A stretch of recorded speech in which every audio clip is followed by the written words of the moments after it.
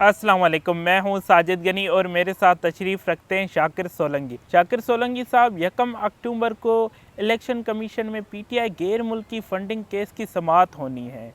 इस केस की कहानी क्या है?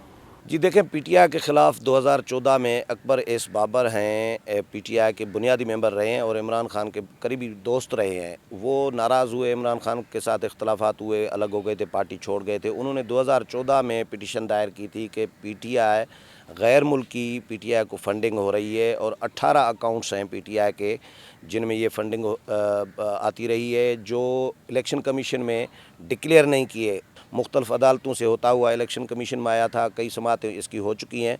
2018 में मार्च में पिछले साल आखिरी समात हुई थी। शाकिर सोलंकी साहब, केस तो 2014 का है। केस को पेंडिंग में रखने की वजह क्या है? ये पेंडिंग में डलवाया गया था क्योंकि पीटीआई को इक़्तिदार में लाना था। अब जब पीटीआई इक़्तिदार में आ गई है, साल सवा हुकूमत कर ली है, अब ये अगर टेकअप किया गया है तो वो भी मेरा नहीं ख्याल कि महज इत्तेफाक हुआ है, ये भी प्लानिंग के साथ हुआ है। तो हो सकता है चीफ़ इलेक्शन कमिश्नर रिटायर हो जाए और ये अगला चीफ़ इलेक्शन कमिश्नर जब आएगा, मुकर्रर होगा। और क्योंकि इलेक्शन कमीशन के 2 मेंबरान भी नहीं है इस वक्त और सिंध और बलूचिस्तान के इलेक्शन कमीशन इनकम्प्लीट है, मुकम्मल नहीं है।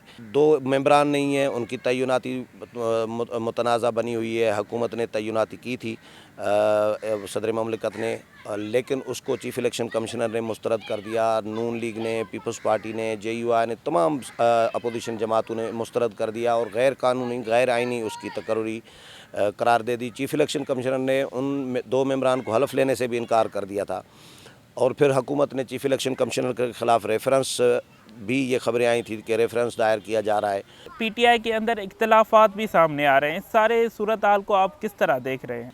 देखें, ये इस केस की जो टेकअप किया गया है, इसकी टाइमिंग बड़ी इम्पॉर्टेंट है। एक तरफ मौलाना फजल रहमान धरने का ऐलान कर चुके हैं कि अक्टूबर में वो धरना लेके आ रहे हैं इस्लामाबाद, लॉकडाउन करेंगे, इस हुकूमत को गिराकर फिर वापस जाएंगे, ये मौलाना ऐलान कर चुके हैं।